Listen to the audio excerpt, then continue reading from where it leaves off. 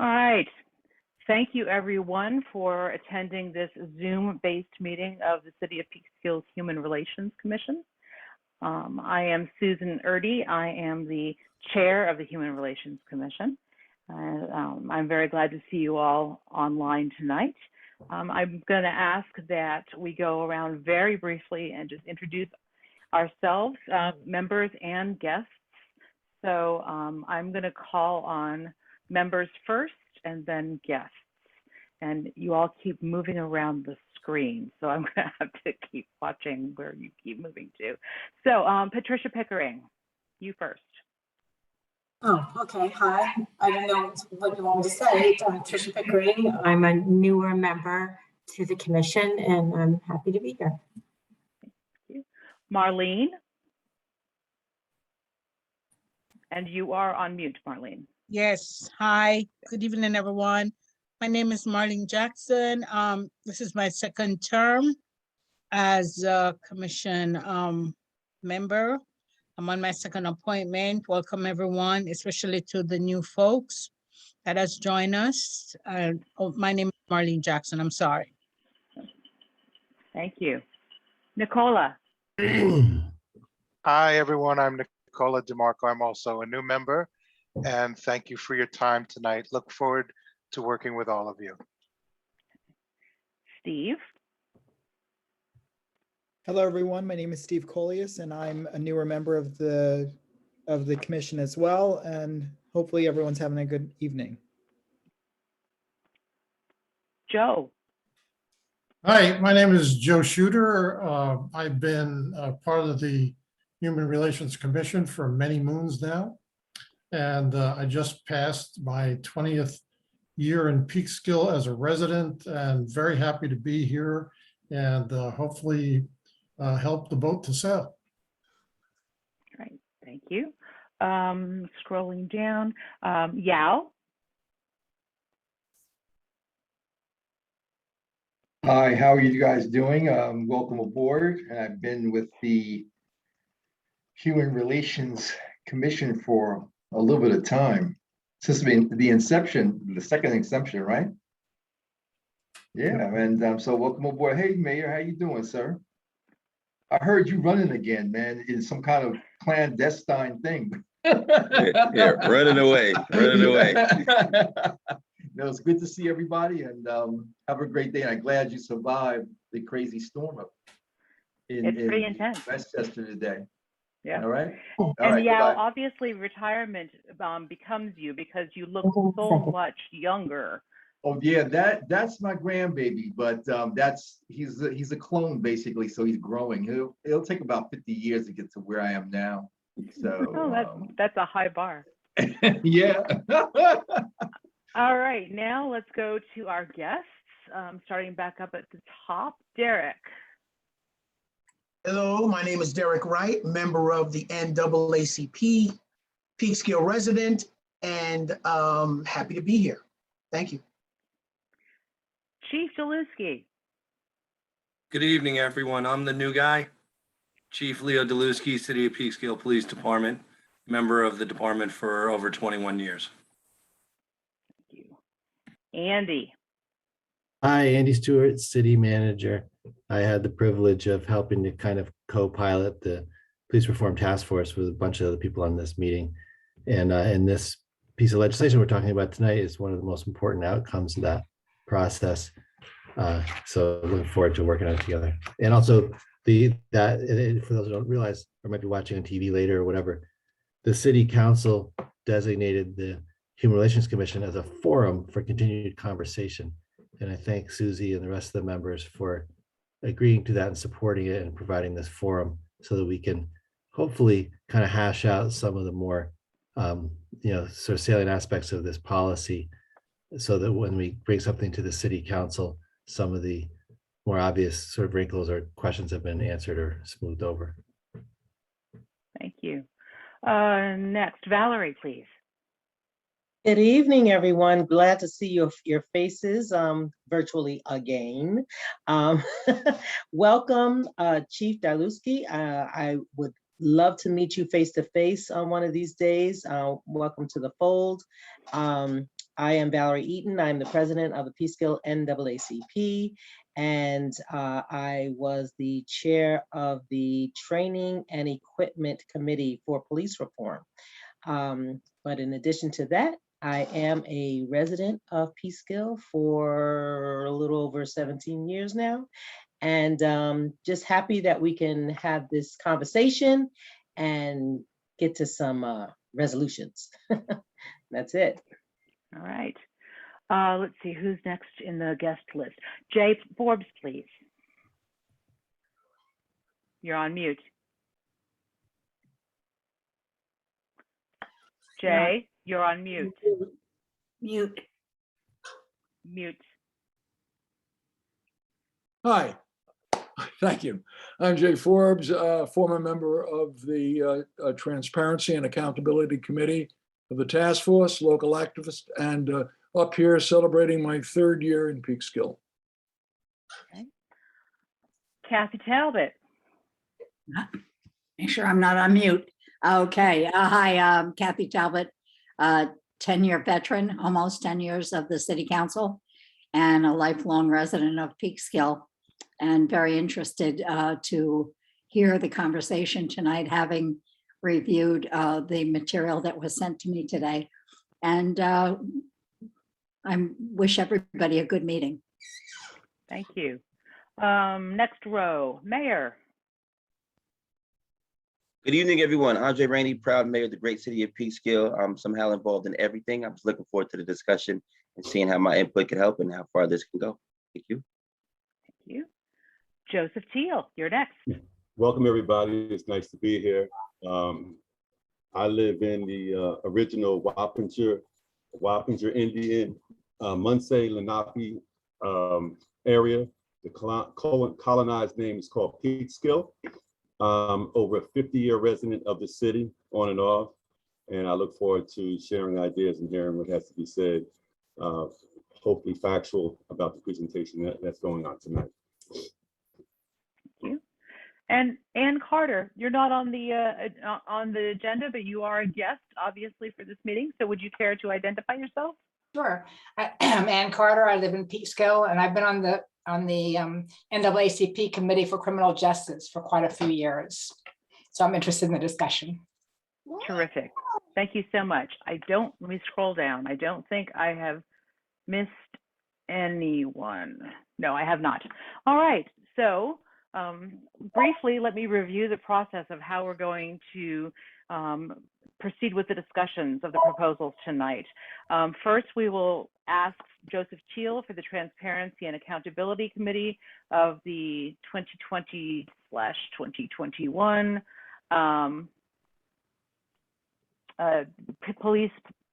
Peekskill Police Reform Task Force to make a presentation. Joseph, you will have 15 minutes.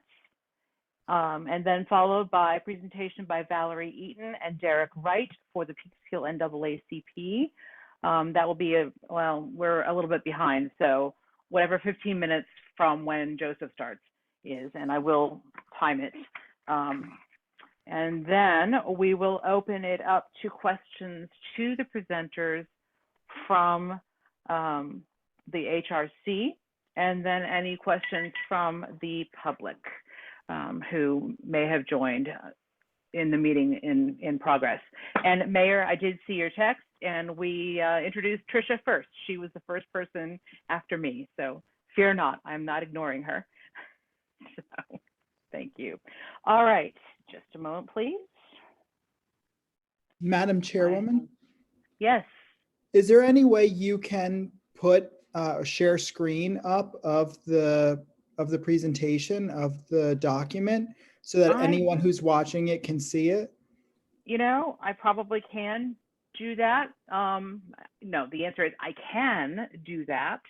The challenge with that is that means that we can't see each other very well. It takes up most of the screen, and of the 16 of us who are on the meeting, we'll end up seeing only maybe 4 or 5 at a time. And I feel as though it would be really helpful for us to be able to make eye contact, as it were, with as many people as possible. So is that okay, Steve? I hope people were able to print out the documents from the link that Cassandra posted for us. I wasn't able to open that particular link at all. No, that link didn't Oh. work. No, I That link tried to didn't- open the link, and the report that I received from NAACP last night, I haven't had a chance to read. So I didn't get a chance to. I tried that link on and off all day, and it wasn't working. That is worrisome, and I apologized for that, and I don't know why that might be.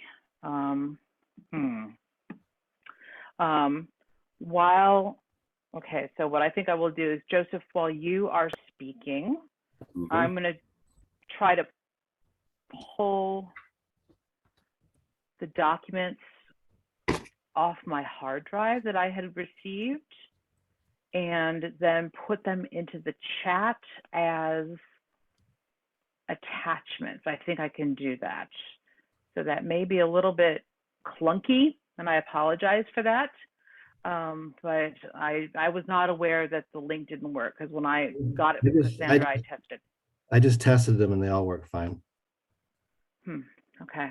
I just tried the link as well, Andy, and it does not work for me either. Okay, so I don't know what to say about that, but I just downloaded all 3 documents myself. All right. Unless we were given the wrong link. So if you go to the city website, if that's where that's what I'm looking at anyway. Yeah. Is If you look at the City of Peekskill website, if you go to the Human Relations Commission's link on I'll just put the link in the chat so everybody's got it. yes, thank you, Andy. I appreciate that. I just That'll be tried easier. to, and the link doesn't work now, but it worked yesterday. So I don't know what that means either. I don't know what the problem is. All right. Well, all 3 documents are downloadable from All right.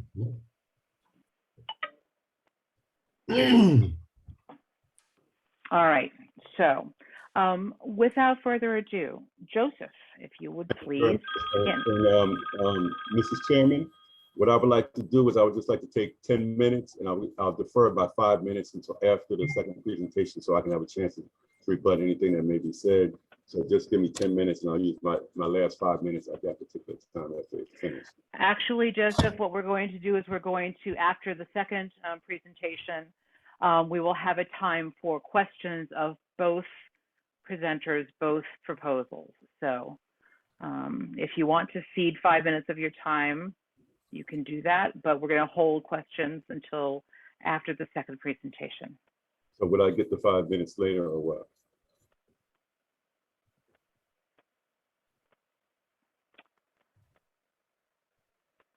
We're going to have 15 minutes for conversation with questions. Right, so I'm saying I'm going to take 10 minutes now and 5 minutes later. That would be my 15 minutes. I would suggest you take your 15 minutes now. Okay. Okay, so anyway, let me get started. First of all, I would like to talk about how we got to where we are now in the Peekskill Transparency and Accountability proposal.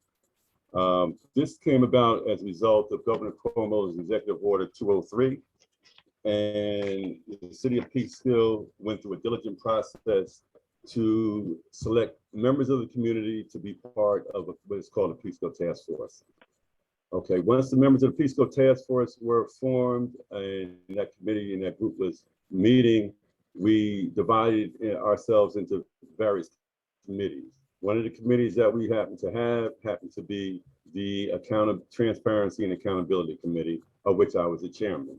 And I would like to say that this is important because what has happened after April was that instead of referring to the proposal as the Accountability and Transparency proposal, it's been referred to as Joseph Teal's proposal, which is totally inaccurate. So I would like to clear that up from the very beginning. People have a tendency to, my name has been thrown around in a couple of different forums without referring to my name as the chairman of the Transparency and Accountability Committee, which people in Peekskill have been coming up asking me about what am I doing and why am I doing this? And then when I explain to them the whole story, then they understand. But that hadn't been enunciated clearly during a lot of conversations. So I would like to get that clarified. First of all, this is not a proposal that Joseph is coming up with separate. This is a proposal that came about as a result of the Peekskill task force, which everybody worked very diligently on. Okay, we were tasked with coming up with, recommendations, which we did, and we had to submit that by April, beginning of April. And, I commend all the people that were on the task force as accountability committee, including our city manager, Mr. Andy Stewart. So all our recommendations were put forth and voted on by all the members of the Peekskill Task Force, which a number of people in this meeting were present and a part of that. And the recommendations for the Peekskill City Review Board were passed unanimously. Okay. Then the Peekskill Task Force proposal was submitted to the City Council, and the City Council passed by resolution all the recommendations that were in the Peekskill Task Force proposal, which contained the Peekskill Transparency and Accountability proposal. Now, because we didn't have enough time to fill out the whole proposal in its body, we just gave our recommendations, and at the recommendation of Mr. Andy Stewart, who was the city manager at that time, he said, well, listen, put forth the recommendations, because we don't have time to finish it, and then you can work on finishing it, developing the body after April. So that's basically what we did. So, I just want to make it perfectly clear that, we'll be talking about a couple of different proposals, but there's only one proposal that's already been accepted by resolution by the City Council, and that's the Accountability and Transparency proposal, which I'm about to go over with you tonight. Now, that transparency and accountability proposal wasn't just a result of the people that we had working on our committee, but some brilliant minds throughout the country. I would say some of the best minds throughout the country. We held discussions with the Attorney General for the state of New York, Letitia James's office, and with 3 of her top legal associates who were working on the transparency and citizen review board proposals throughout the state. We spoke to them for over an hour. They heard what our recommendations were, and they came back with a glowing review, and they were very pleased with the suggestions that were contained within our proposal. Okay. We also talked with the people on the Westchester County Review Board to get some recommendations, and we also were deeply involved with the New York City Review Board. The New York City Review Board was one of the first review boards in the state, and when that was formed by Mayor Dinkins, one of the things that they initiated was they had activity or involvement, a major involvement or partial involvement from the police department, who was commissioner, and possibly other police officers at the recommendation of the commissioner. However, after a number of years of doing this, they found out that one of the major mistakes that they had made that was hampering the progress of the Citizens Review Board was the involvement of the police, as far as getting recommendations done and things of that nature. So after talking with them, one of the things that they had been trying to do for over 25 to 30 years was to remove that obstacle. So in their new review board for this year, they were finally able to do that. And one of the things that, talking to the various attorneys on the New York City Review Board that they stressed was to limit as much as possible the police involvement. Basically, this is a citizens review board made up of people of the community, and it should be run by the community. However, after talking with a number of people, I've come to the understanding that, it wouldn't hurt to have a police officer as part of the committee. However, I think it would be a disservice, because Peekskill is so small, to have somebody that's on the police force or has retired from the police force, because of the small nature of Peekskill and the relationships that developed with the police over those years. So as a result of that, without trying to lose any of the specificity of having a police officer on the committee, I looked at an organization that is very well respected in the state and in the county, which is the Guardian Association. So I suggested that the Guardian Association, which is made up of retired police officers, state and local, from the county, put forth 2 or 3 recommendations, and they have people who are interested in working with us. And then whoever we decide, I haven't really got down to that minute of a detail, whoever's going to make that decision, either the city council or the mayor, could pick one of those candidates to be on the board. So we would get that police experience and insight without necessarily be burdened down with inside interests and conflicting interests by people on the board. Okay, so that was one of the things that was extremely important. Another thing was that I worked very closely with, and there's still more work to be done with Nicole. Now, Nicole, in case you're not familiar with who that is, that's the National Association of Civil Oversight of Law Enforcement. They help people with civilian oversight, putting together civilian oversight boards throughout the United States. They are the #1 entity in the United States, very well recognized as far as giving insight on forming citizens review boards of all sizes. So I worked with them to get some of their input, and I'm looking forward to continuing that relationship because there's still some work that needs to be done. So as a result of that, in the insight that I would be remiss if I didn't include the Albany Law Center. Now, after talking to a number of people in Westchester and in New York City about review boards that are doing positive things and that, you know, possibly could be looked at to help as a model for Peekskill, one name that kept coming up was the Albany Review Board. Now, we looked at Albany, Rochester, New York City, Newburgh. There's over 4 or 5 or 6 different review boards from in the state that have been in existence for a while that we looked at. Ossining, but Albany kept coming up and kept coming up. So I was in discussions, and we had discussions through this process with Miss Ava Ayers, who is the chairperson of the Albany Review Board and also the director of the Albany Law Center. As a result of those conversations, we got some great input from the Albany Review Board, and we used some of those along with some of the ideas that we got from the people in New York City to come up with the suggested proposal that we're presenting, that is in fulfillment tonight. However, with all that being said, we're still not shying away from the initial recommendations that were initially approved. Those recommendations are included in this proposal and are just basically being flushed out a little bit more clear. I think there's a lot of room for, you know, negotiation as far as how many members, who decides what and what decides what. I mean, that could be open for, you know, whatever. But I think, you know, one of the main things that was hammered home was that, you know, to me during this process was that even though Peekskill is a small city, you have to look at this as a right time and opportune time to put something in place that will be lasting for the next 10 to 15 years. Now, with that being said, certain aspects of the proposal require a very, I would say, futuristic type look. Now, even though there's certain things that aren't going on in Peekskill right now, and there have been some statistics about there have only been so many complaints in the city. Well, that may be true. However, two points I would like to bring out about that. Number one is that there's been no substantiated research that relates or equates past civilian complaints with future complaints, first of all.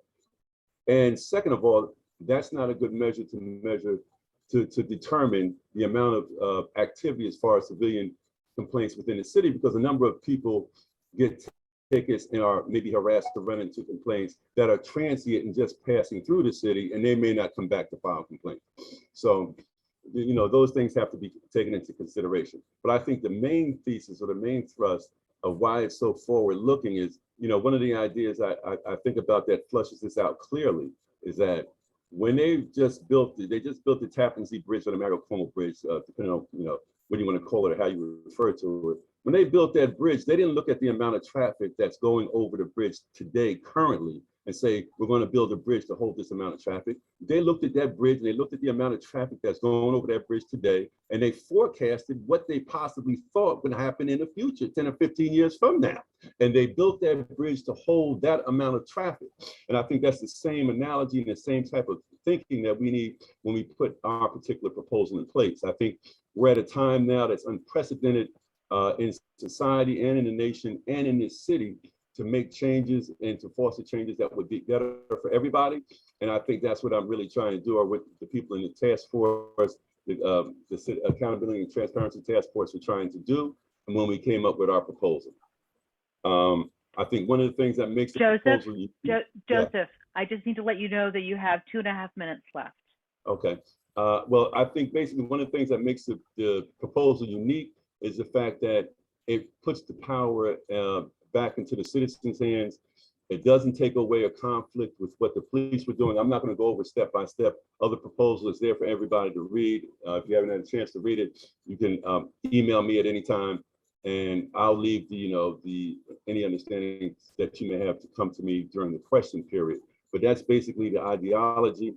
It gives the power to the citizens to investigate complaints, working in conjunction with the oversight committee that already exists within the police department. We're not trying to configure or go step on their toes or interfere with them.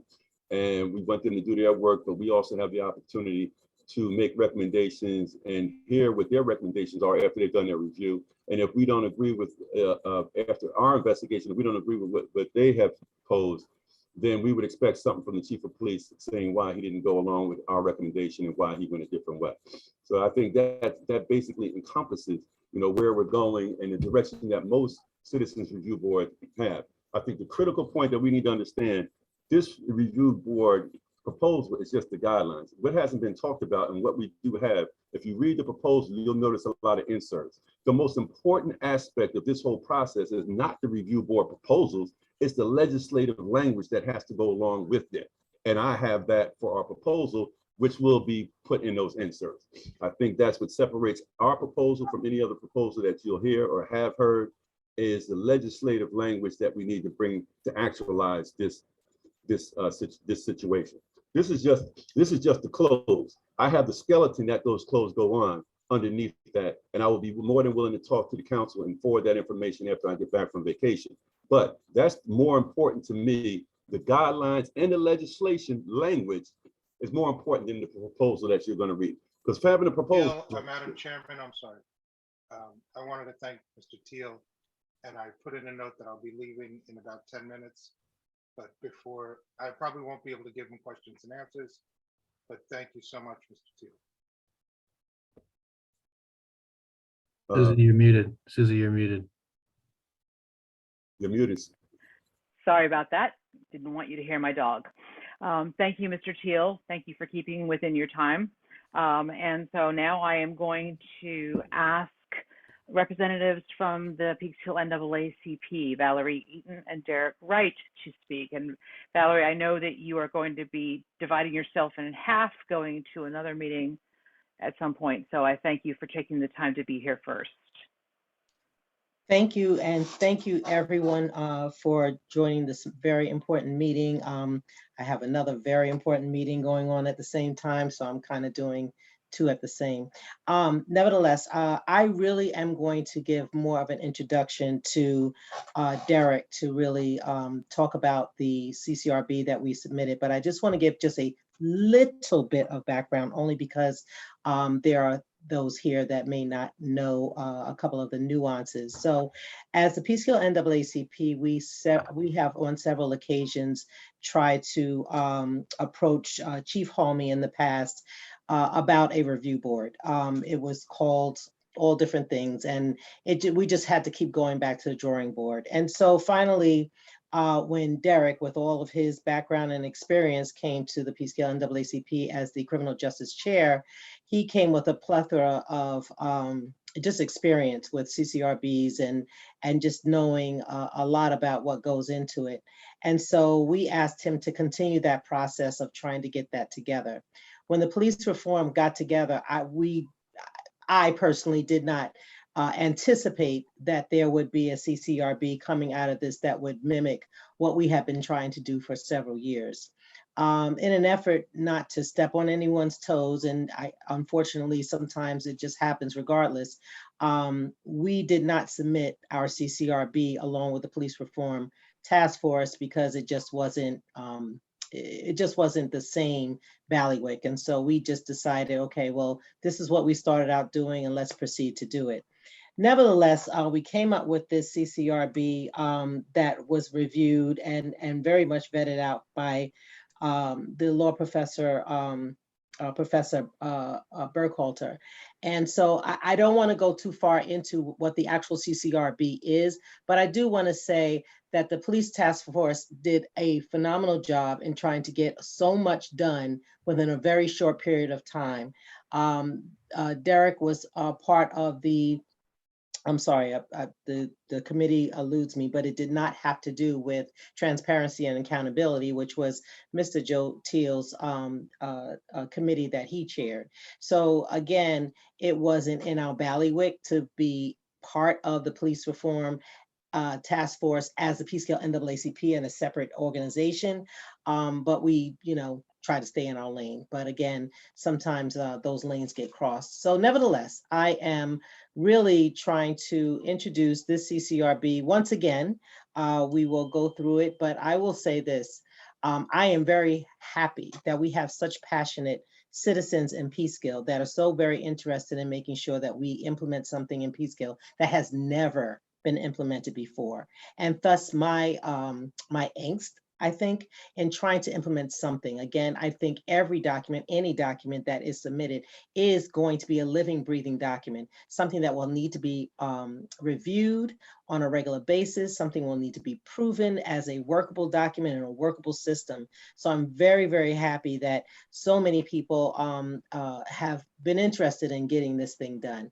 And I hope and I pray that this administration will see that this is important enough to move forward before some other event happens, because we have gone through our chief Halmy left. He was very much interested in our CCRB, and he very vested in all the police reform that was going on. I welcome you, Chief Daluski, and I just hope that you hear all of these proposals, and whether you use ours, whether you use the transparency and accountabilities, whether you combine them all, at this point in time, I am very interested in making sure that some kind of review board is implemented in a short period of time. So I leave it over to you, Mr. Wright, and I am going to be on the call, but I will be going into my other call. So I bid you a slight adieu. Thank you. Greetings, everyone. My name is Derek Wright. For those of you that don't know me, I am a retired first grade detective from the NYPD with 20 years of service. I am a resident of Peekskill for the last 11 years, retired for 16 years, and I've been a member of the NAACP for about 6 of those years. About 3 years ago, the NAACP expressed to me their need to write a CCRB within the city of Peekskill. And so that's something that I had in my mind, but haven't really started working on it. I was the chair of the Policies and Procedures Committee within the Peekskill Police Reform Group Task Force within Peekskill. And I'm also, I was the chair of the Criminal Justice Committee within the NAACP. I did meet Joseph Teal within that process of the task force, and we've exchanged ideas about what CCRB should look like. Mr. Teal had his ideas and I had my own. Coming from arguably one of the best police departments on the planet, and knowing exactly what CCRB is and what they do, my ideas were a whole lot different from his. So when Mr. Teal started writing his CCRB, I started writing mine. We went through different avenues to get to where we are today, but almost around the time that the Accountability and Transparency Committee submitted their recommendations for what a CCRB should look like, I almost had completed writing the actual code for our CCRB that I attached to the NAACP. Could things have been done differently? Should we have shared that information within the committee? We probably should have. And that was my idea, but it didn't work out that way. And so we had to continue to move on, which is why I think we're also here. But where I think Mr. Teal was taking ideas from different states and different municipalities of places where there were problems with the police department, I tried to explain to him that I didn't believe that Peekskill was that place. I worked in Brooklyn. I worked in Manhattan. The precincts that I worked in could have possibly have had 68 to 70 homicides per year. We average 1 to 2 homicides in Peekskill since I've been here. So the rules that apply to New York City don't necessarily apply here. For the code that I put together, I thought it was not only fair to citizens, but fair to the police department, because police are people too.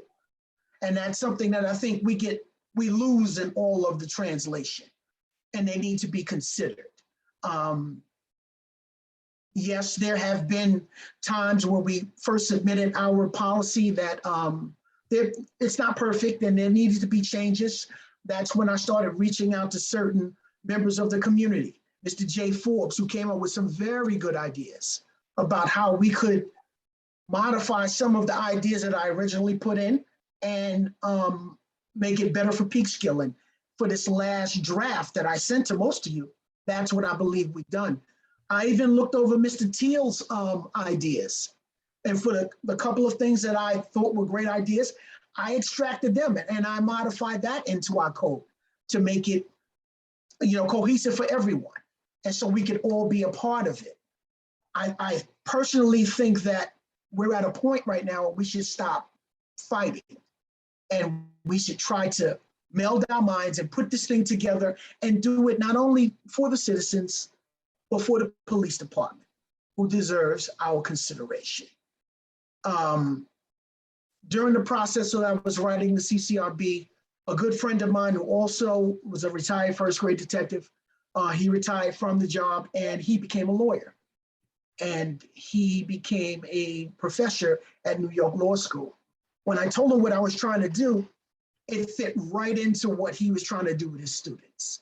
He was he was putting together a committee within his school with 21st century policing, something to that effect. And he took on our CCRB and made it a class project, which was great because they knew a whole lot more about New York State law than I do. And they threw a lot of their ideas in there. We sat down and spoke about it over a period of months. And we came up with something that was, or we think it's a very good foundation for Peekskill. So within the last 2 weeks, with the ideas from Mr. Ford, the original ideas we've had, and even with some of Mr. Teal's ideas, I think we put together a very comprehensive and very fair code for a CCRB. And once again, this is not something that I'm reading. This is not something that I heard about. This is something that I've personally experienced. And I know what CCRB does. I know what they don't do. I know how many people it takes, especially in a small city such as ours. And what I've also tried to do is consider how much it would cost. And I think that our code is very cost effective. I think it's fair for the city, it's fair for Peekskill, and it's fair for the police. So I am open for any questions. We're hiding nothing here. I even sent you guys, I don't know if you've seen it, but a list of some of the criminal complaints that were filed against me as a detective. And show you exactly how it's charted, exactly what they do, how the process works. I have nothing to hide, and I'm open to any and all questions. Thank you for your time. Thank you, Derek. I'm startled because you didn't use up all your time.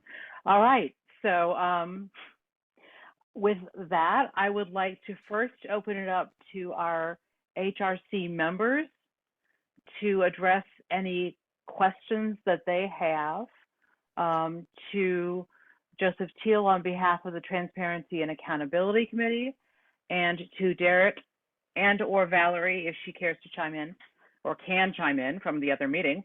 Bless her heart. To address any questions you have to Derek and Valerie regarding the NAACP presentation. So with that, who from my fellow HRC Commission members would like to speak? Steve, you have your hand up. Unmute yourself. Yes, thank you. And thank you both for your presentations and all your hard work on this. I have a few questions and comments for both of you and for both plans. So first I want to ask, based on the plan from the NAACP, actually kind of for both, New York State passed GENDA a number of years ago, the Gender Expression Non-Discrimination Act. And I don't see anywhere that it says that you list out all the categories, but gender identity and expression should also be included in those that are also marginalized communities that should not be discriminated against. And that's not included in there. And I think that you should include that for the trans community and anybody from the trans community that, you know, may need to have something with this, you know, with this going before them. So if that could be added, that would be great. That was the first thing I had for, should I separate it with NAACP and the other plan, or should I just keep going? Why don't you keep going? Okay. And Okay, so I have, so Mr. Teal and your committee, thank you so much for all your hard work. I have a few questions. One, in section 6, it says that there's a standing committee on public official liaison. It says that there would be, one of those people would be the president of the Common Council. I don't believe the city has a president of the Common Council. True. So I believe we would have to change, you would have to change that language that's in there. I don't know if you mean maybe deputy mayor, but there is, I believe, there's no president of the Common Council. I would have to change that to deputy mayor. Yep. Okay. And good look out. I mean, this proposal, it was kind of, I had to rush it in. I have two people who are vetting this who haven't gotten back to me, but I appreciate that. Yeah, no problem. And Also, I think that your mention of the trans community being included is heavily important. I mean, we don't want to exclude any particular group that has been ostracized, vilified, or gets unfair treatment in the society, in Peekskill or in the nation. yeah, and it's not a federal law to not discriminate against gender identity and expression, but it is a New York State law. So I think it's important that we include it in any plan that is adopted by the council, that they include that language in there. I wanted to ask about the 9 members. It was a little confusing in the plan. So 5 are appointed by the Common Council and 4 are appointed by the mayor. Mm-hmm. So where would they be appointed? Would it be appointed at, this is an official board, would they be appointed at a Common Council meeting? And if so, usually you would have to have the whole council and the mayor would vote on something like that. So I was just confused as how that would work. I think that's a very good question. And that goes back to my comments about how the proposal is just basically the skeleton, the real body and the nuts and bolts will be handled in a legislative language. So how that would be handled, there could be some negotiation with that process, but that would be handled through the legislative process, because first of all, without having a citizens review board, there has to be legislation to actually bring it into existence in the city. So along with that type of legislation, when that legislation is taken into consideration, all these other type of mentions that I have in the proposal, that where I have inserts to, those would have to be discussed as well. But I also have legislative language to go along with those inserts, which I will send to the city. But some of that would be whereas as the expression goes, above my pay grade, and that would be handled by, the people on the council and the mayor and people and things of that nature. But I think the gist of what I would like that legislation to be working towards is contained here. And now how we get there, that would be decided by the legislation that they put forward. Okay, and sorry to take up so much time. I have like 1 or 2 more questions if that's possible. Sorry. yes. So to go to Mr. Wright or Valerie, whomever is going to answer for the NAACP plan, I just want to know how, it says that a prominent Peekskill civilian leader from different communities, different marginalized communities would be selected. And it says that I believe there's 4 members that are appointed by a board of all of these different civilian leaders. Who's determining and who qualifies as a member of the prominent Peekskill civilian leader group? Well, what we were thinking about was, well, the NAACP being a group within Peekskill would be one of those groups. We were looking at maybe some of the Hispanic groups that we know of in Peekskill. We know that there's an Asian population. We know that there's a clergy, the Papa Association. And we were just hoping that anyone who was very interested in being part of this process would step up. And from those people that step up and wanted to volunteer their time, those choices can be made. Okay. If that answers your question.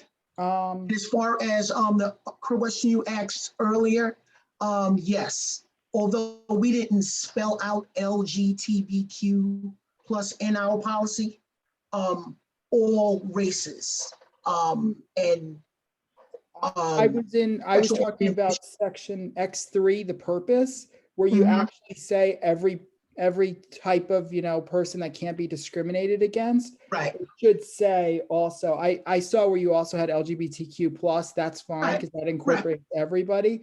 Right. But when you don't include gender identity and gender expression in that other one and just say sexual orientation doesn't cover the full length of the entire LGBTQ plus community. So, okay, well, I'll take blame for that because my language as far as that is concerned is maybe not be as good, but no, that's it's something we can fine. definitely add in. Not a problem. Not a problem. Yeah. Thank you. Sorry for all the questions. Thank you. Not a That's problem. all right. Is that all your questions, Steve? I'll come back. Let someone else go first. So. Okay. I I am just wanna- mindful of the time. Tricia. Just quickly to jump onto what Steve's questions too. And then you had said that the city manager would be reaching out or choosing these people. Now, how would that process look like? Because how would the community know that all bodies of the community are well represented in that committee? How would we know this? Okay, from research, we found out that basically Andy is the police commissioner in Peekskill. He's the man. So all choices are basically going to have to go through him. What it also says in our plan is that Andy would be responsible for putting together different forums and different places within Peekskill to educate our civilians as to what CCRB is, what they do, and how they can get involved and how they can file complaints against the police if necessary. So he would be a very integral part to that. And yes, the community will be educated. So and then I have one other, it's part B of the same question, my only question. And then to jump on that, Mr. Teal, then, it seemed from me, from what you have said so far, 2 things. Because the city manager would be the one on Derek's side and Valerie's side, that he would be choosing the members. It seemed to me that a CCRB needs some sort of police experience for everything that goes on with a CCRB. And it seems like your proposal does not include that. You want to exclude that completely and it only be civilians.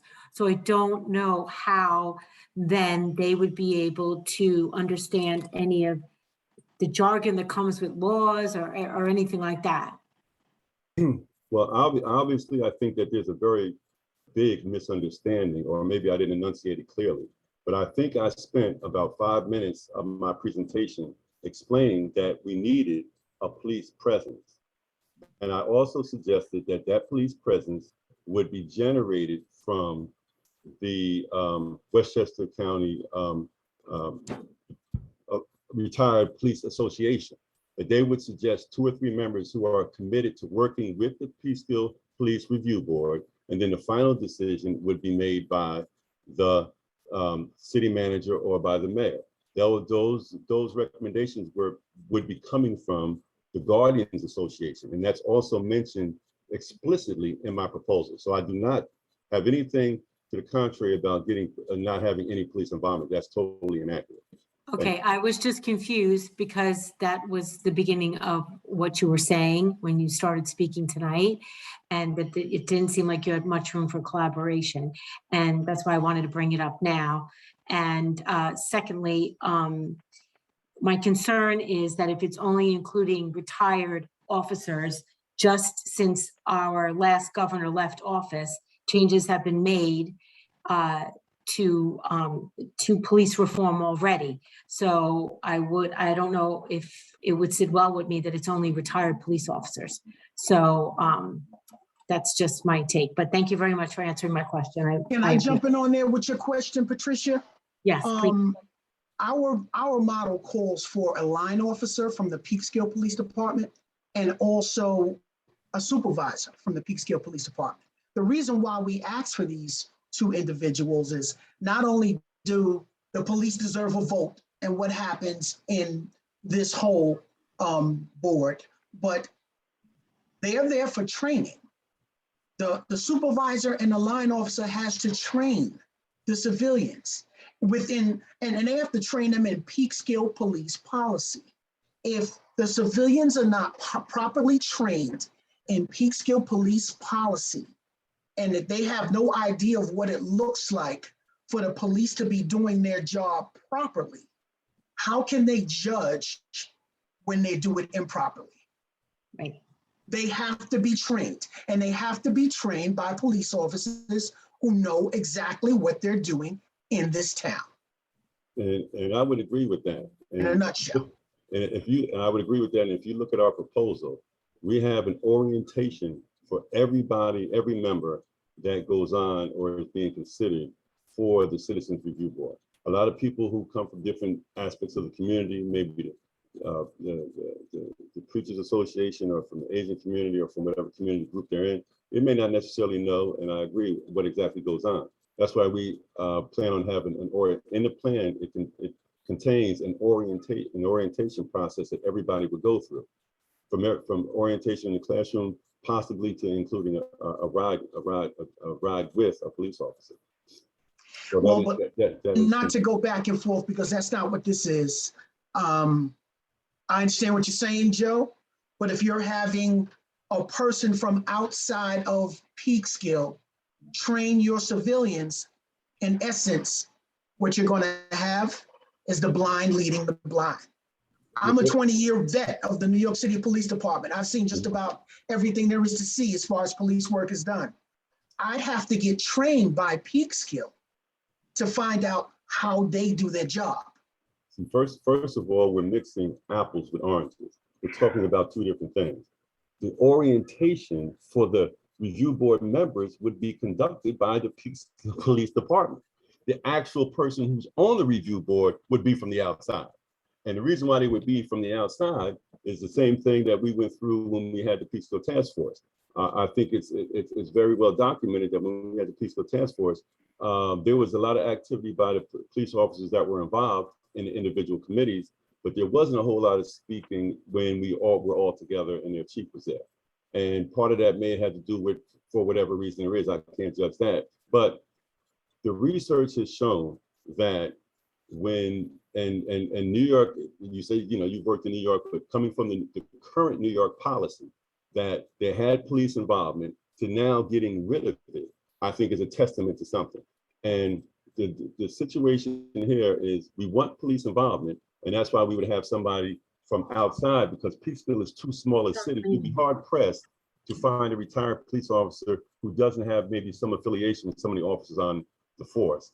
That could possibly lead to a conflict of interest, or somebody from the outside may think that's a conflict of interest. But if we have somebody from Westchester who is a police officer who's fluent with what goes on in the police department, they could do that. However, the people would be trained in the orientation process would come under the auspices of Mr. Daluski, if I pronounce that wrong. So working with him, he would organize with whoever was in charge, either the city manager, what that orientation process would look like for everybody that wanted to be on the Peekskill Police Task Force. I mean, excuse me, the Peekskill Review Board. Now, once they're trained, and all the training will be done through Peekskill, the actual police person who's involved with the task force would be from the outside. That's what I'm I talking need about. us to move on, please. We have actually hit our 15-minute mark on questions, but I am very certain that there are other HRC members who would like to ask questions. I'm certain that there are guests on tonight's meeting who would like to ask questions. I want to ask a process question of you all. We are meant to move now to Chief Daluski.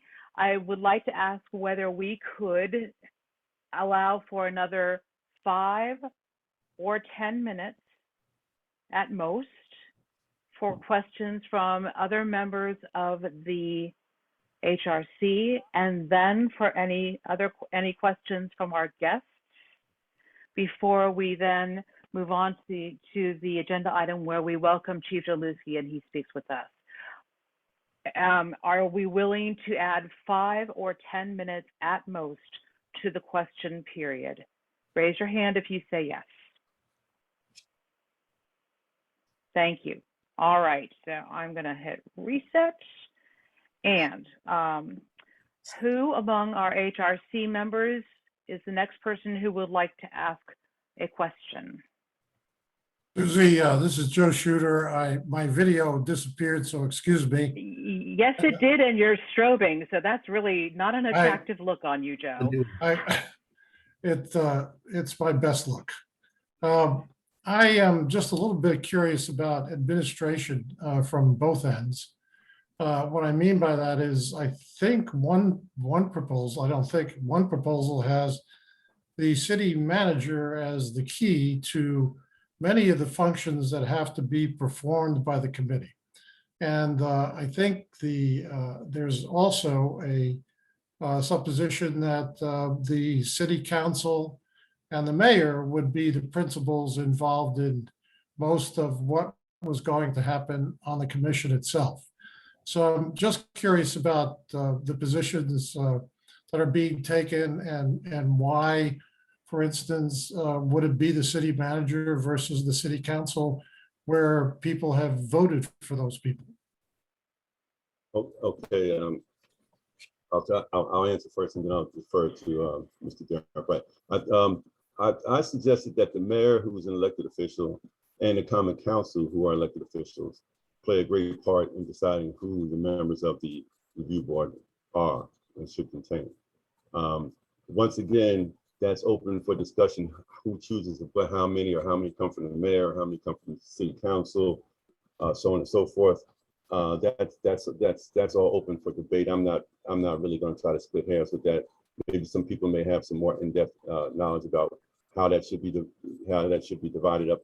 I've talked to a number of review boards where they do 7 with one and 2 with the other. The police gets 2 and whatever. So there's a lot of different ways you can do that.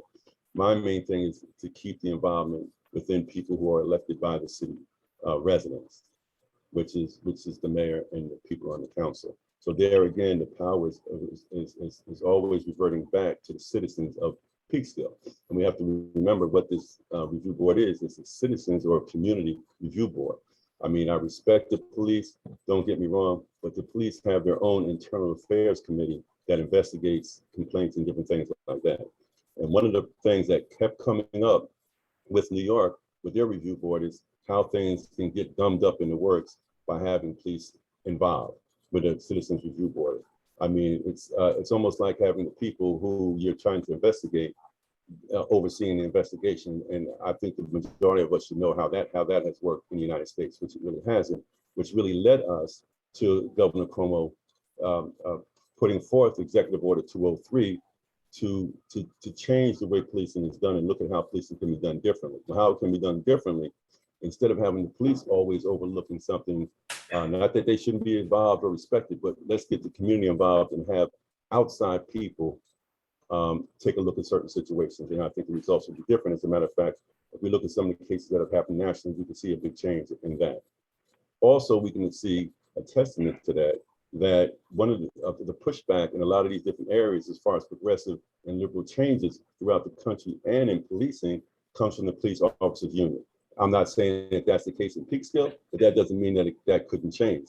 So, one of the things that we have to do is try to put something in place that protects us going forward in case something like that can happen. Thank you. Thank you. Okay, jumping in there. Thank you, Joseph, for the question. From the research that I've done, Peekskill is a city within Westchester. Mr. Andy Stewart is considered the police commissioner. And if that's not true, Andy, please let me know. But I'm considering you as the police commissioner because that's what the records say that you are. So therefore, you are the man, and all questions go through you. I think where the problem occurred is Mr. Teal's gotten his information from New York City. And when he was using that information for his presentation, he didn't realize that the mayor in Peekskill and the Common Council don't necessarily wield the power for this situation as much as Mr. Stewart does. So that's why I named him as the person that was making most of the decisions and being basically the overseer for CCRB. And in a quick and easy answer, that's what it is. Thank you. Thank you. Marlene, you had your hand up. Marlene, you had your hand up after Yes, I did. Joe. I just wanted to ask both parties, how does this impact the school district, especially the high school students that are up and coming adults? Well, what plans, did you implement or proposing to implement for, those young adults coming up, which I'm pretty sure at some stage in their life, they will probably be impacted by, certain situations in their lives in the city. So, what plans has been implemented for that purpose? We already have that answer, that question answered in our policy. If a person under the age of 21 wants to make a complaint against the police, they have to come in with a parent because that parent is going to have to sign off as well as the young person in order to make their complaint. We already have that documented. Young people make complaints all the time against the police in New York City because they're usually the ones that are coming into contact with them. If they're on the street, different times of day, night, whatever, and especially in high crime areas, they're the ones that's coming into contact with police. So yes, they have to have a means of expressing their dissatisfaction with the way they're being treated as well. So that's already written into our policy. Thank you for the question. Thank you, Mr. Wright. Mr. Teal? Okay. What we're allowing for is complaints to be submitted directly to us. And then because some people, some high school age students or some younger people may feel threatened. I mean, some of certain communities don't trust the police. And so we have provided a way where they can submit their complaints or start an action directly with the Citizens Review Board. Now, of course, that would have to be fleshed out a little bit more, but they could use us and then we would follow up. I mean, there would have to be, we're just not going to follow any complaint, but it would have to be vetted. And then once it's vetted, then we could take over and we could follow it through and initiate an investigation, from our end. Is this something that, I'm sorry, just one quick question. Is this something that was probably proposed with the superintendent of schools in Peekskill? No, we haven't talked. I hadn't thought about talking with the superintendent of Peekskill. That wasn't initially on the board, but that's something to think about. That's something that could always be added, but it's open to all the residents of the city of Peekskill as a way of, and I would like to think that once we start moving and progressing with the review board and the formation of a review board and how that would take shape, that information would be disseminated throughout the city and everybody would know that they would have another option to go to. Okay, thank you both for your presentation, and your hard work. You're most certainly appreciated. Thank you very much. Y'all, I am concerned that we have less than 2 minutes left of our 10-minute extension. Yao hasn't had a chance to ask a question yet, and we have not been able yet to open it up to our guests to also ask questions. No, I just have a statement. Detective Wright, Detective Wright, how are you, sir? How you doing? I'm very well. I'm All right. Citizen Wright. Thank you very much. All right, great. Listen, I know you said the word overseer. That kind of like hit me the wrong way. So, I mean, I'm sure it's not in the paperwork, but I'm just saying if it's in the paperwork, it's not going to fly with certain people. So that's it. And I appreciate both of you, your work and everything. And I'm just wondering if, I know that you guys did not get together on this. Is there a possibility that you guys can include, both? Yes, I am very open for conversation and like I Because, said, yes, okay, because Yes. basically, I'm sorry, Detective Wright, go ahead. no, I'm very open for conversation. Mr. Okay. Teal and I have had initial conversations while in the task force. But like I said, we come from two different places and our ideology is a lot different. So we kind of veered off into different directions, but I am very open to conversations. That's what I'm here for. Yeah, exactly, because what I'm seeing is that the both of you, I know you're not butting heads, but it's kind of like you're one person's on one side and the other one person's on the other. So it has to be a joint thing, and it would be perfect if both of you guys can get together and with us, of course, and with the police department to make sure that this thing just goes smoothly and everybody's included. And that's all I have to say. And thank you for pulling me out of my shell, or Mr. Ertzi. Thank you, Yao. Okay. I would like to follow up with that also. I think that's a very good. That's a very good point that you mentioned. I think one of the most important legislative instruments that we have in this country is the Constitution, and that came about as a result of days of debating. So I think research has shown that the best ideas come from when you have two varying ideologies in the same room. If everybody agrees the same thing, absolutely. Because right now what I'm seeing is two intelligent brothers over here actually just like coming, just talking about two opposite ends, but this is good. This debate is excellent. Right. That's exactly what it was all about. And I appreciate the both of you, for your hard work. Thank you. And thank you very much. I appreciate you. The city of Peekskill benefits. That's the bottom line. Absolutely. Thank you. I very much want to offer the opportunity to our guests to ask questions. So Jay Forbes, Ann Carter, Ingrid Whitman, Councilman Fernandez, Mayor Rainey, would any of you like to ask questions about this before we move on to Chief and Andy? Ingrid.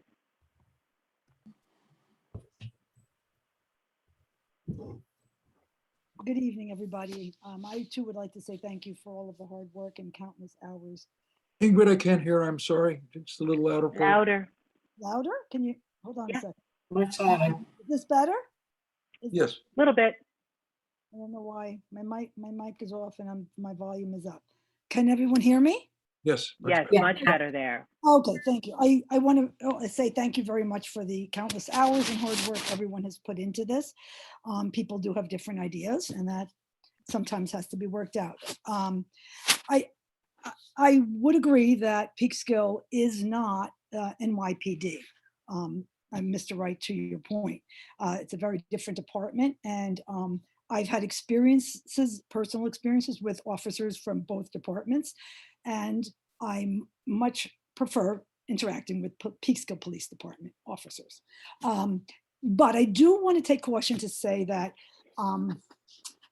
we have to be careful to say that, Peekskill is different from other police departments, or Peekskill is special or unique, or there aren't problems. The same problems couldn't happen in Peekskill, because as we know, in 2020, we had an officer who is accused of sexual abuse. I mean, people get into a department and things happen in the best of departments. So I think we just have to be careful with the language, and we should be vigilant in making sure that our department is as good as it can be. So I wanted to make that point. And in going by the number of complaints that have been filed, I would like to go back to just the question of the community, the anonymous community survey, because if you speak to people, I just, just in terms of getting feedback to see what positive interactions people have had with police and what things have not gone so well, because I think it's really hard to know exactly the climate unless we give people the chance to safely and anonymously say how they're feeling about the department. Ingrid, I don't want to cut you off, but I want you to know that the community-wide survey on police community interactions is something that we are taking up at the November meeting. Okay, so we have not forgotten about that. I didn't want you to think that we have forgotten about that, because Lord knows we have not. Always here to remind you, and really that was my question. When is it coming out? Is it still coming out? And thank you for answering that question. Thanks, Ingrid. I appreciate it. Kathy, Jay, Mayor Rainey, Councilman Fernandez, Ann Carter, who wants to raise their hand? Jay, you were up first, then Kathy. Susie, just a couple of things. First, Ingrid, while it was not the perfect questionnaire, there was one launch during this process by NAACP. It was certainly not all-inclusive, but it did have an outline. I don't know, did you see that? I won't go into any detail. Okay, I can make that available to you if you wish. And it did have some very interesting findings. I don't want to take. We have that, and we're going to be taking that up next month as we talk about collaboration among community organizations on this project. So thank you. That would be great. And just a quick question to Joseph. Joseph, you know that we had points of difference, but I much respect you and worked cooperatively with you. I just want to clarify one thing in detail, and that was on your opening remarks, the CCRB, because we were told that we could postpone the details of that CCRB at the end, and I don't want to raise a contentious issue. Andy said we could put it on the side. So that wasn't reviewed in detail because there was no detail by any of the other people that reviewed all of our other summations, the transparency and accountability points. So there was nothing to review because we were told that we could wait on that. And if I'm incorrect, please correct me on that. And the last thing, just one last thing, and I'll get off. I looked at, and I was part of at your invitation, at least 5 or 6 different Zooms where people came on from different cities to describe. Some I initiated, some you initiated. But in basis, I wonder why so much of this presentation that I read, the 30 pages, was based on New York City, which, as you know, as far as I'm told, and the people that I know, is a most contentious situation and not one that's working. Not that all the CCRBs are easy to do, but New York City is certainly not an example of a structure that seems to work for the city. And if I'm wrong, please let me know that. Those are the points that I would raise. Okay. I'm glad you raised those points, Jay, very, very succinctly. And let me clarify everything. You are wrong on absolutely both points. First of all, the proposal does not take primarily from the New York City Review Board. It takes very little from the New York City Review Board, as a matter of fact. Okay, I only talk about suggestions that I heard verbally from them. It leans more heavily on the Albany Review Board, which I mentioned at the beginning of my speech. Second of all, to the recommendations in the proposal, we offered recommendations in April. We did not have the full-blown proposal, but we gave the recommendations that our CCRB would contain. My proposal contains those recommendations, which are at the end of the proposal, so you can see them in their entirety. They're fully accepted by the Peekskill Task Force and voted in by the Common Council through resolution. Those are at the end, and they're embellished in my proposal. Thank you very much. Thank you. All right. Kathy. Hi, everybody. Yeah, look, this has been a really yeoman's job to get this far with this. I've been on many, many committees in my time in office and elsewhere, and working within a committee environment can be exciting, it can be challenging, it can be a lot of things. But at the end, if you can come out with a product that is as robust as these various products have been, is really amazing. And you know, I just want to say thank you to everybody for all your hard work.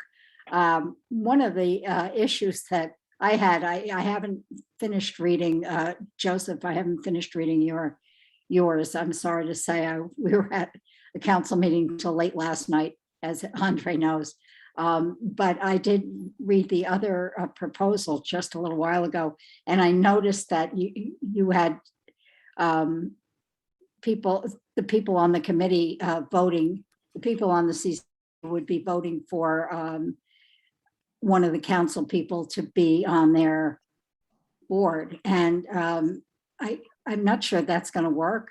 But, you know, I guess you'll have to just go through the list. Somebody said we all have a lot on our plates. We certainly do. And many of us have our liaison to several other entities. I'm liaison to 2. Some people are liaison to 3. So we all have all these extra meetings.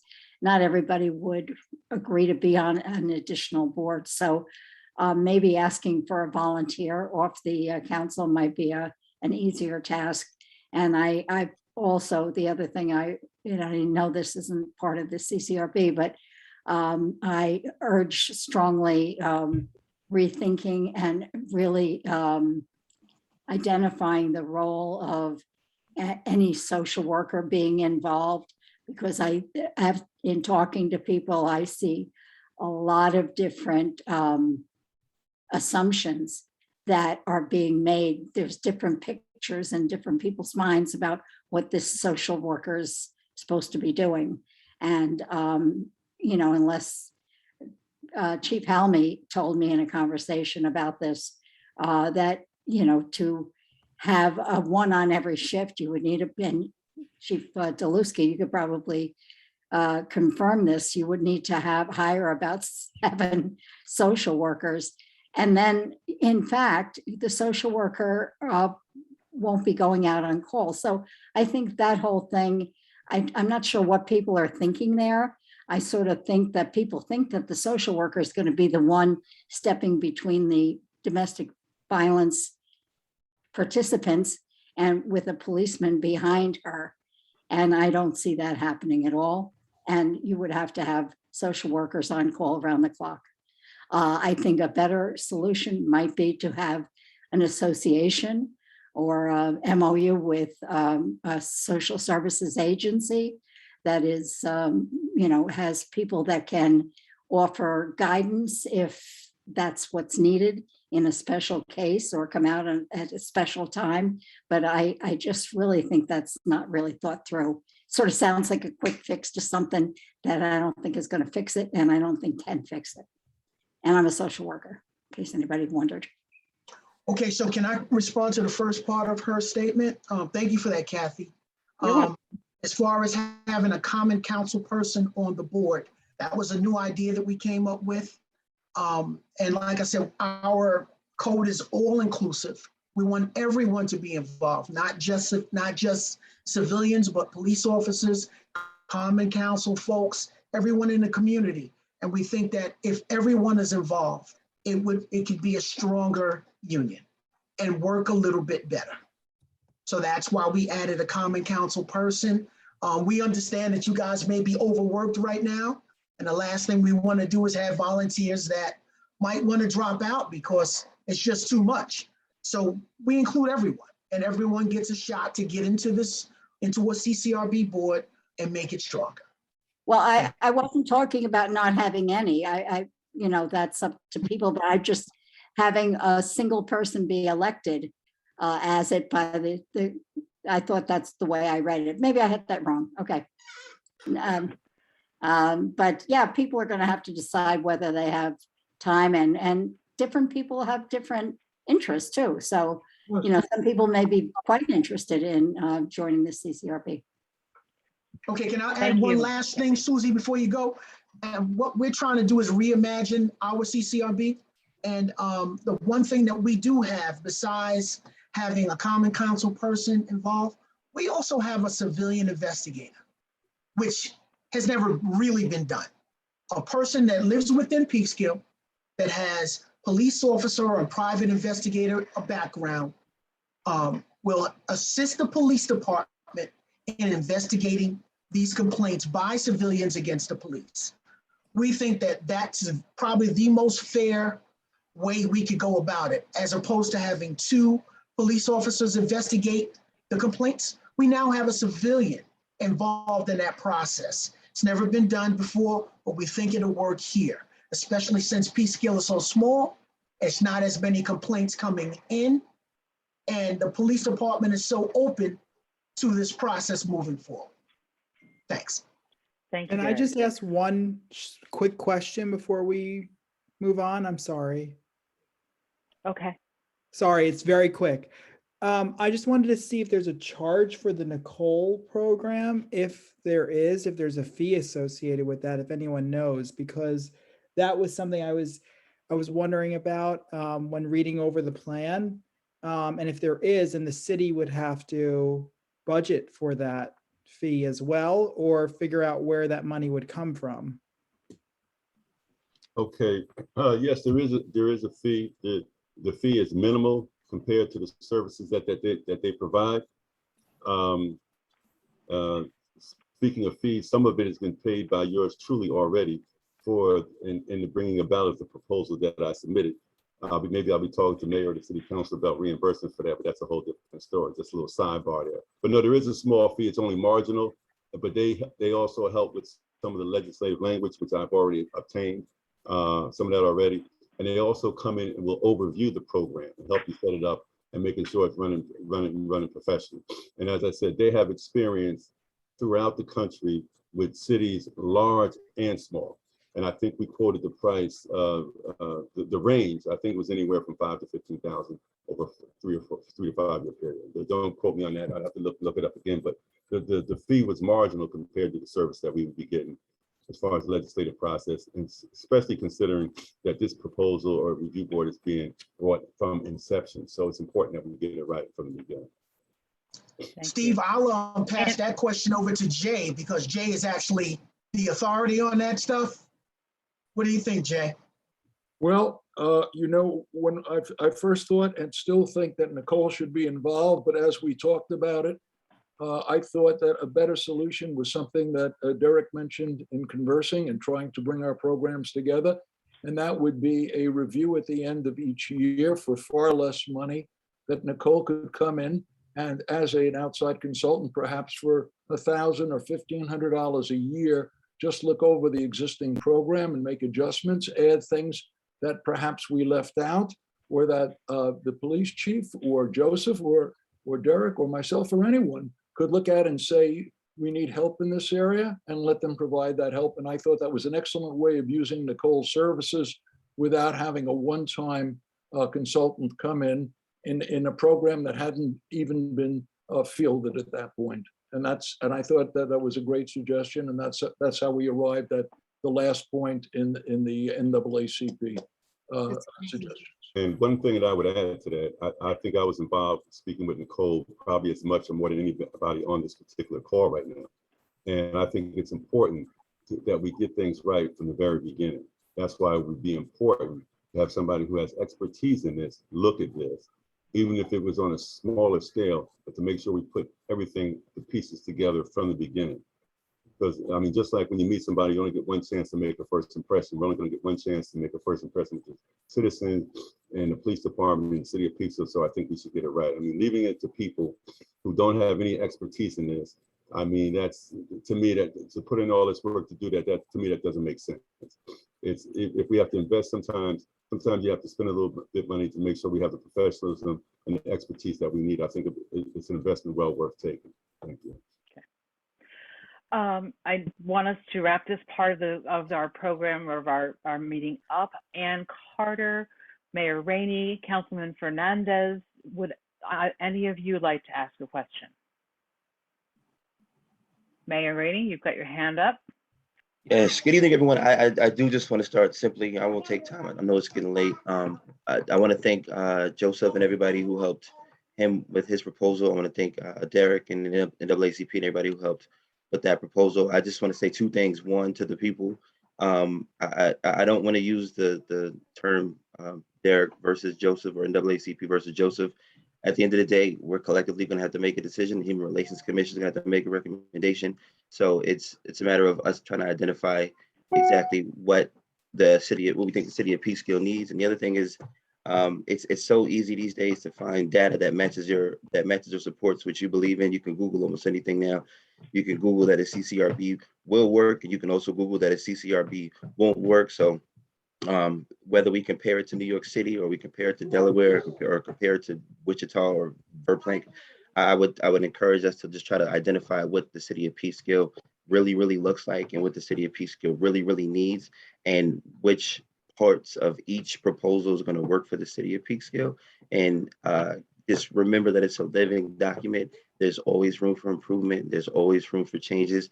The less room that we have for debating and fighting, the more room I think we have for positive outcomes for these things. So I thank you both for your work. And Mr. Till, I didn't get a chance to finish reading your entire proposal, but I most definitely will. But I do thank you for the work that you and whoever else helped you put into it. And I thank the Human Relations Commission and everybody else on the call for being a part of this process. Thank you Mayor, very I much. don't like correcting you, Mayor, but I want to say one thing. You said that the Human Relations Commission is meant to make a recommendation to council. We are not. Part of our remit is that we provide a public forum for conversations like this, but it's not it's above our pay grade to make a recommendation. So understood completely. Yeah, listen, okay. Susie, thank you so much. And I just want to just say that I think the mayor made a really fine statement. Yes, indeed. Thank you so much. I appreciate that, Mayor. Mayor. Ann Carter or Yeah, Councilor Fernandez. thanks very much for letting me sit in. I really appreciate it. And I'm very excited to get this review board off the ground. And I kind of echo what the mayor says in terms of it's going to evolve, it's going to start off one way, and I'm sure people will find that other things are more helpful along the way, and we'll tweak it. So I think it's just exciting that it's going to be getting off the ground one of these days. And I would like to thank everybody for their contributions, their questions, their viewpoints. I think the more different opinions and viewpoints we have, the better. And I'm glad that I had an opportunity to clarify some of the things that were going around about Mr. Teal's proposal as opposed to the Peekskill Task Force and Accountability proposal. And I would like to thank everybody, Susie, for the job that you did. And once again, just remind everybody that the Peekskill Police Accountability and Transparency Committee has already been accepted by the City Council by way of resolution. I would like to end by saying goodbye and thank everybody for your time. Joseph, don't feel as though you need to log off, because the rest of this meeting deals with, we're going to welcome Chief Delusky. And as you know, part of the HRC's remit is to hear periodic updates from the police chief and the city manager on the recommendations that our police reform task force made on April 1st. So if you want to keep listening, by all means, you'll probably hear something quite interesting. I would just want to give Ramon Fernandez one more chance to ask a question if you would like, and then we are going to move on to Chief Delusky. I'm sorry, Susie. I was participating in two meetings at the same time. I was trying to make it this one. I think many people that it was in both of the meeting. It was in the NAACP meeting and this one. So, but I want to second the comment. Mayor Rainey did it, and I am so glad that we are moving forward the implementation that we work as a community. It was 28 members, 26 members, and I see many of them, they are participants already here also. So very glad Peekskill is moving forward this. That's my only comment this night. Thank you.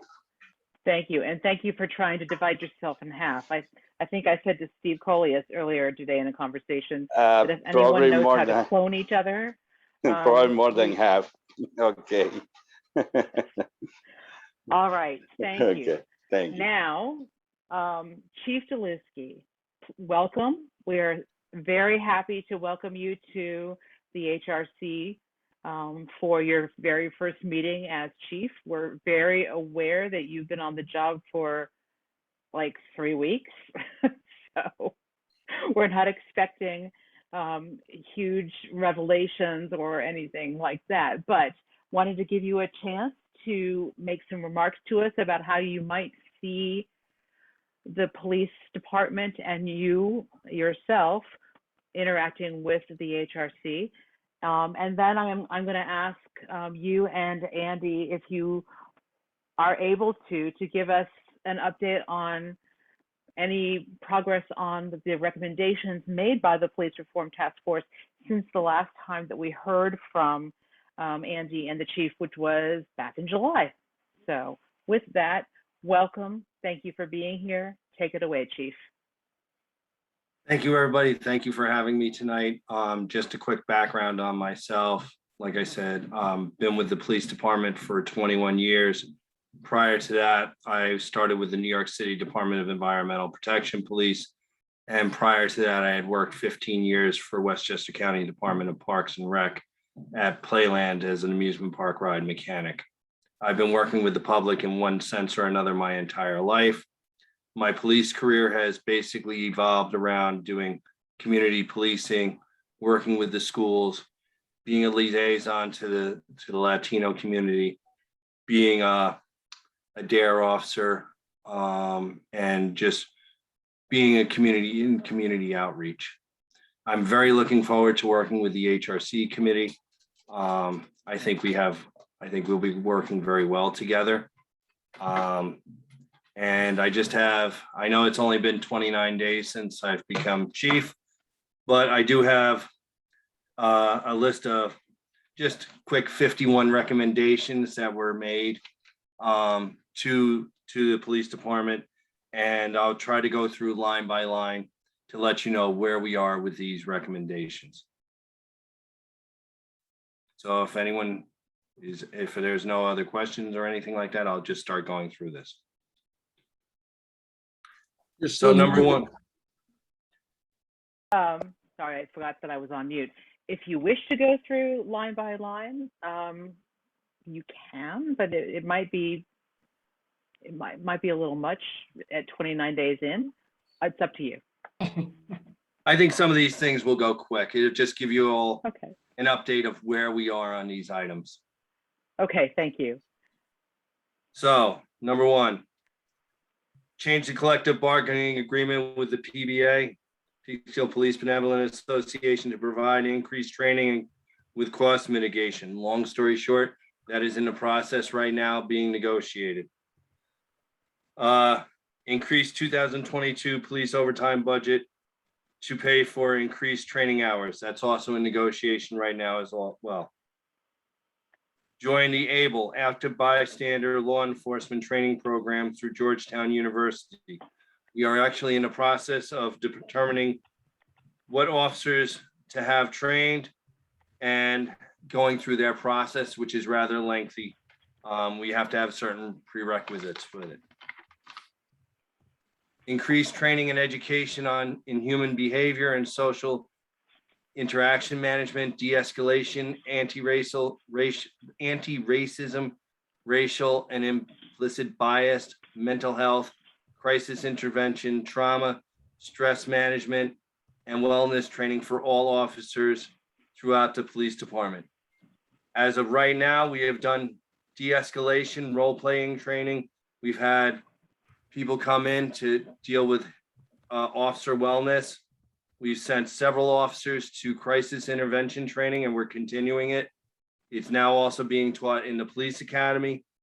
And 2 officers last week just went to crisis and hostage negotiation phases 2 and 3, and they will be attending in November. 1 officer went to the community resource officers course at the Westchester Community Police Academy as well. Approachable vehicles. Maximize usage of bicycles, ATVs, and other innovative vehicles in addition to standard automobile-based policing. We've been doing that. We did that over the summer, and we're going to try to continue that as far as our numbers increase. Dash cams. Replace and expand cameras and car dashboards.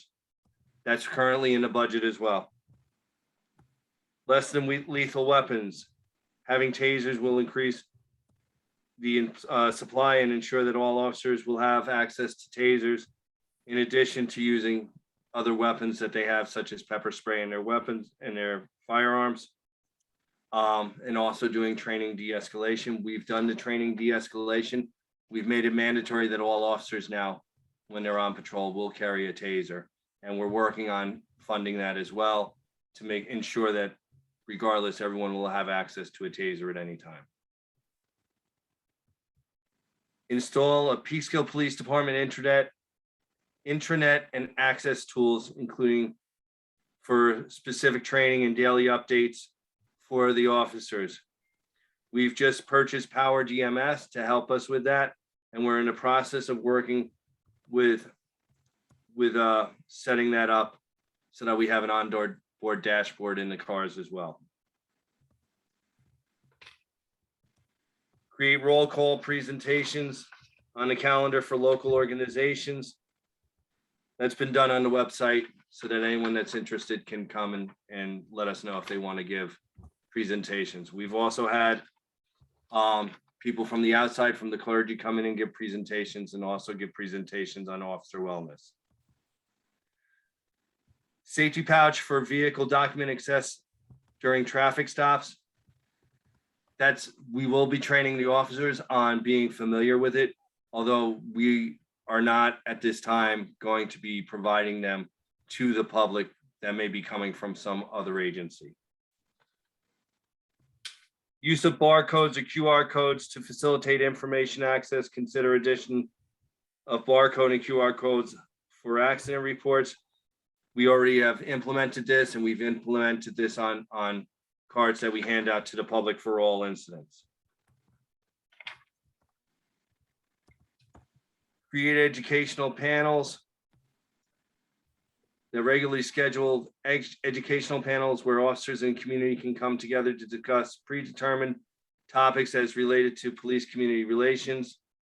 This is going to be a priority for us next year. Hopefully we will have a position where we will have a community policing sergeant, and we can start implementing that. Let's see. Plan monthly forums and ongoing community engagement. That again will be coming underneath the, hopefully if we get the approval for the community policing sergeant. Develop a community survey on public safety issues and concerns. That I believe is going to be under the HRC. You were discussing that before. Update the community feedback complaint form on police website. Update existing complaint form on the website to make it more visible. Done, but we're also looking to maybe change that form completely. Redesign the police website. We've looked into having some stuff maybe done later on in the budget, but for right now, we're trying to update our current website to have the information that we think the public would need. Update the police mission statement with a focus on the value statement related to procedural justice, racial equality, and public safety. That has been done and been implemented. Meet and greet daily by police officers. That has been done and has been implemented and is being documented through our RMS system. City Council appoint a liaison to the police department. That's through the City Council. And I believe Councilman Fernandez is also the liaison. Spanish-speaking language translation available at the police department lobby at all shifts. We're still working on this.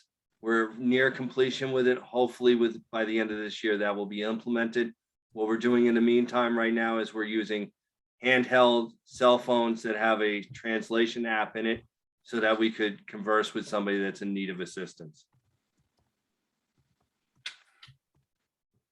Police management should conduct periodic internal survey of police officers to identify ways to optimize community engagement programming.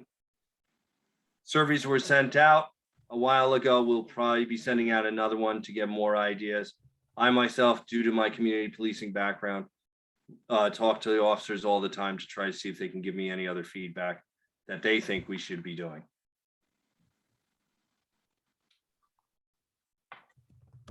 Create and implement communication plans showing community policing activities. That will be done hopefully once we can get the community policing sergeant position in place. Increase police department community engagement and activities in public housing. That we're working with. We have some other ideas. I have some ideas that I want to float by the officers and stuff, but that's still a work in progress as well. Develop a LED program in partnership with county and local agencies, such as a law enforcement assistance division. What we've done on this such far is we've discussed with Hope Not Handcuffs. We've submitted a contract with them. We're just waiting to hear back from them. Revise the police manual as continuing project existing committee. We've been updating our policies and procedures. I believe we are up to date, but of course, now that I will say that, we will find one that is not. But we are still going through everything, trying to get that up to par. Create a CCRB. I believe we're all discussing that tonight. Develop a web page dedicated to the Peekskill Police Department with police activity data. That we're working on to do. We're working on getting that data up on our current website, but we may have to look at a later date to get that completely through just by updating our website.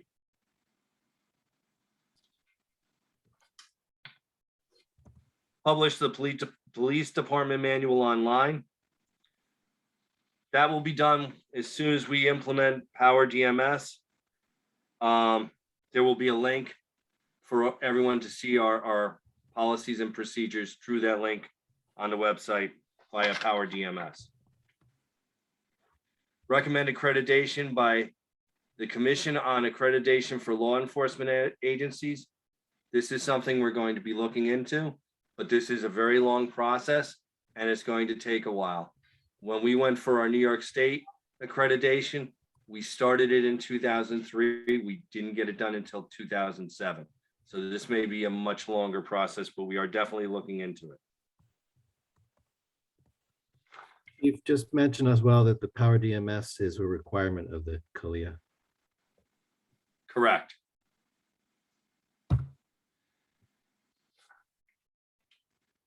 I'm sorry, Andy, what is CALEA? The Commission on Accreditation for Law Enforcement is it's a national accreditation agency as opposed to the statewide one that our police department currently uses. It had been proposed. It's just of note that within their requirements, they require the use of Power DMS, which is a third party that helps police departments keep their policy manuals up to date and also online. Thank you. Create a public safety academy class at the high school level. Long story short, we're in communication with the Westchester County Youth Officers Association and with Pace University. We had a program like this prior to COVID. We want to bring it back, and we think this is going to be something that we could do for our youth. Create an Explorers program for ages 14 to 21. This is something that was sidelined temporarily with the COVID. This is something that we're going to be looking to get back into. Again, we had a similar program years ago that I think we can bring back as well. improve the SRO program. We've had meetings with the school district, we've had meetings with the SROs, and we've had some positive feedback, and we're going to continue that interaction so that the school district, the parents, the staff are all very well aware of us and our school resource officers and what we have to offer.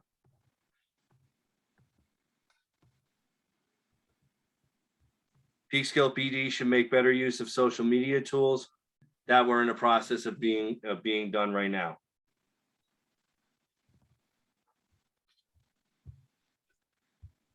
Registry for persons at risk.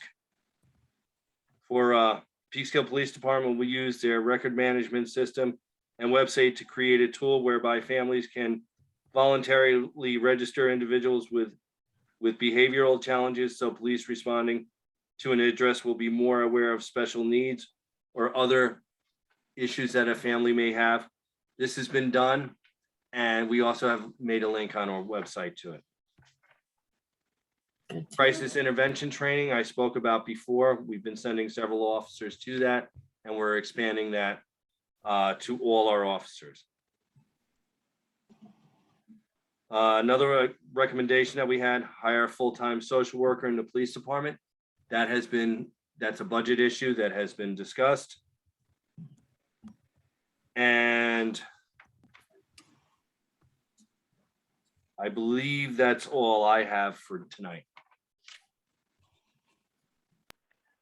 Thank you very much. I truly did not expect that you would have such a comprehensive list of progress on the recommendations, and I am grateful to you. And because this meeting has been recorded, we will be able to post this to our HRC webpage as soon as I get it to Mike Miner.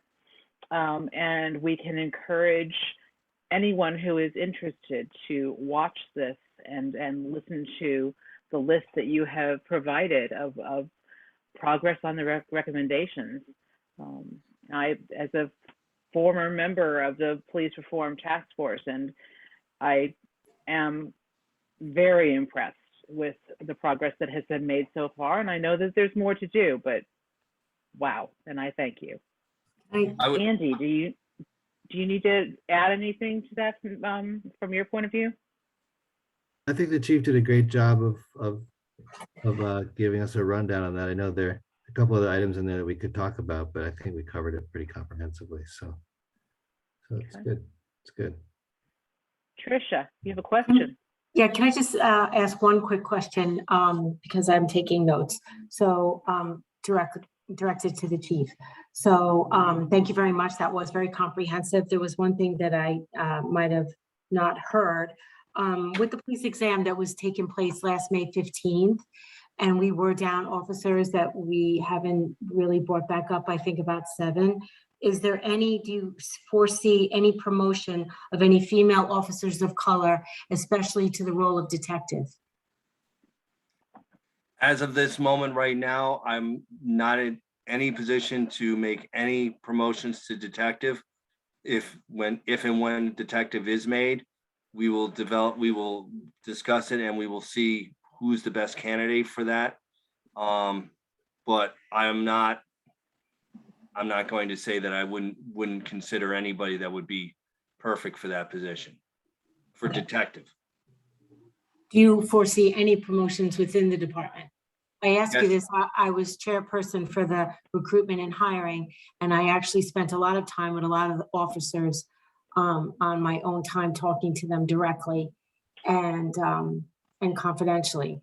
And so there was a feeling within the department, to the people that I spoke with, that the department was down in officers, and yet promotions could have been made, but there seemed to be some sort of stall. So I'm wondering now that we've had this past police examination in May, that would start to happen. I will answer that this way. It is my intention to move forward and make promotions and progress forward with trying to fill positions. Yes. Thank you. Steve. Oh, thank you. I mean, I know Jay had his hand up first, but mine will be quick. I'm sorry, Jay. That's okay. Go ahead, Steve. Okay. No, thank you very much, Chief, for being on this late tonight, and sorry that it took so long to get to you. And thank you for being here. I just wanted to ask if the officers go through any regular professional development based on the training for the LGBTQ community, if there's any trainings that they go through at all with that. And I know as a teacher, we have specific professional developments based on equity and inclusion, and what type of professional developments the officers go through with training for any equity or diversity training. In the past, we have had training in that specific topic. We are looking to expand our training and expand it by several more hours. I do believe that will be included. I also feel that that is a topic that we could discuss in-house, no problem whatsoever. We're a very inclusive department. Let me just say that. Thank you. Yeah, I can read your lips, Susie. Chief, I just wanted to welcome you, congratulate you on your promotion, and thank you so much. I don't know if I may have missed it in your litany of activities that you're engaged in now, but your agreement to participate in career fair at the high school and offer our youth an opportunity to look at the police in a welcoming way and expand their opportunities possibly in a career path. So thank you so much for that. I'm actually looking forward to it. That's what I built 21 years of my law enforcement experience on, working in the schools and working with the kids and building that bridge between the police department and the community and the schools. The best way to build that community is through the schools and the kids. Thank you so much. Thank you. And you have excellent SRO officers. So thank you. Thank you. Thank you very much. All right. Does anyone have any questions for Chief or for Andy beyond what we've had so far? Hearing none, and I don't want to cut anyone off prematurely. I thank you all very much for participating in tonight's meeting. It did run longer than I had planned, but I hope that everyone feels as though they had a chance to be heard, to ask their questions, and we will look forward to having another of these sessions with the Chief and progress, perhaps in a few months. We're trying to do these quarterly, so you don't have to worry about doing this every month with us, Chief. Although you're welcome to sit in if you want to, in case you don't have anything else to do on a Tuesday night. Hey, Susie, it's Kathy. Yes. I just want to say you are doing a great job. My hat's off to you, girl. Thank you. I appreciate that. You're welcome. And the Chief too. You know, that is a good list. I'm sure that Chief Deluski is going to be very vigilant in taking care of the concerns that have been raised by the community through this really long and comprehensive effort on the task force and now the CCRB. So, you know, we will have some tweaking, but it's a great job moving forward. I second that. Congratulations to everybody. Thank you. Thank you. I'd like to take credit for you and tell you that I've done this all over the past 29 days, but you really have to give credit to Chief Halmy prior to him leaving. He really did push to get a lot of this done. Indeed. Yes, he did. We know that, and we're grateful to him. Very briefly, other business for the November meeting, we are going to take up the issue of the community-wide survey on police community interactions. Chief, we will definitely want to talk with you about that because this has to be a collaborative effort. Can't be done in a vacuum. And also recruiting potential new members, always a topic. I think I did have an email from the city clerk with the name of someone who may be interested in being considered. I will dig that out of my email and circulate it to the members and ask if this is someone that you would like the Common Council to interview and consider. Sorry, I didn't get that for tonight, but it didn't happen. So Our next meeting is Tuesday, November 23rd. That is the week before Thanksgiving, so do your grocery shopping before the meeting. And we will see you then. And if you have any questions or concerns between meetings, you all know my cell phone number, you all know my email. So again, many, many thanks for your work tonight. It's a privilege serving with all of you. Thank you, Susie. Thank you all. Thank you, Susie. God bless you all. Have a good evening. Thank you. Have a good Thank you night. all. Good night. Good night. Good night.